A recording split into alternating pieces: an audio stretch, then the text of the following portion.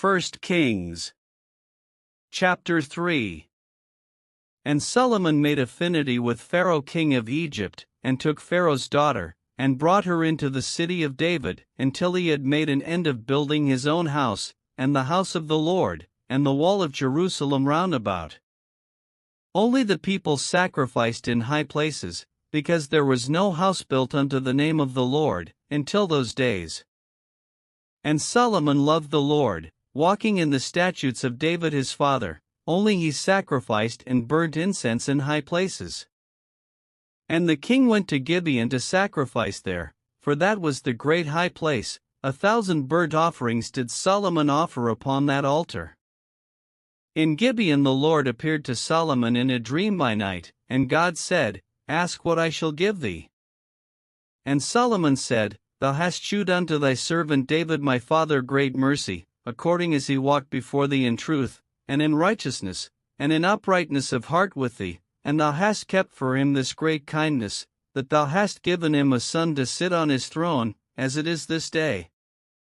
And now, O Lord my God, thou hast made thy servant king instead of David my father, and I am but a little child, I know not how to go out or come in. And thy servant is in the midst of thy people which thou hast chosen, a great people, that cannot be numbered nor counted for multitude.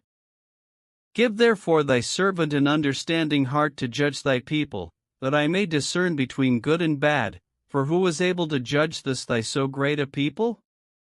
And the speech pleased the Lord, that Solomon had asked this thing. And God said unto him, Because thou hast asked this thing, and hast not asked for thyself long life, neither hast asked riches for thyself, nor hast asked the life of thine enemies, but hast asked for thyself understanding to discern judgment.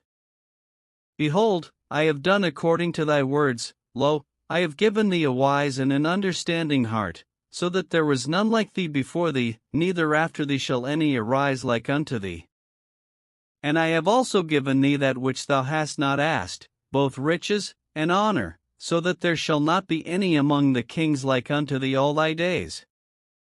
And if thou wilt walk in my ways, to keep my statutes and my commandments, as thy father David did walk, then I will lengthen thy days. And Solomon awoke, and, behold, it was a dream. And he came to Jerusalem, and stood before the ark of the covenant of the Lord, and offered up burnt offerings, and offered peace offerings, and made a feast to all his servants.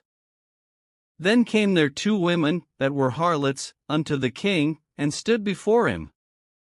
And the one woman said, O my lord, I and this woman dwell in one house, and I was delivered of a child with her in the house. And it came to pass the 3rd day after that I was delivered, that this woman was delivered also, and we were together, there was no stranger with us in the house, save we 2 in the house. And this woman's child died in the night, because she overlaid it.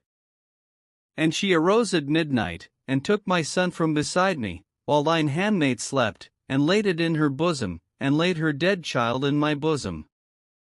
And when I rose in the morning to give my child suck, behold, it was dead, but when I had considered it in the morning, behold, it was not my son, which I did bear. And the other woman said, Nay, but the living is my son, and the dead is thy son. And this said, No, but the dead is thy son, and the living is my son. Thus they spake before the king. Then said the king, the one saith, This is my son that liveth, and thy son is the dead, and the other saith, Nay, but thy son is the dead, and my son is the living. And the king said, Bring me a sword. And they brought a sword before the king. And the king said, Divide the living child in 2, and give half to the one, and half to the other. Then spake the woman whose the living child was unto the king, for her bowels yearned upon her son, and she said, O my lord, give her the living child, and in no wise slay it. But the other said, Let it be neither mine nor thine, but divide it. Then the king answered and said, Give her the living child, and in no wise slay it, she is the mother thereof. And all Israel heard of the judgment which the king had judged, and they feared the king, for they saw that the wisdom of God was in him, to do judgment.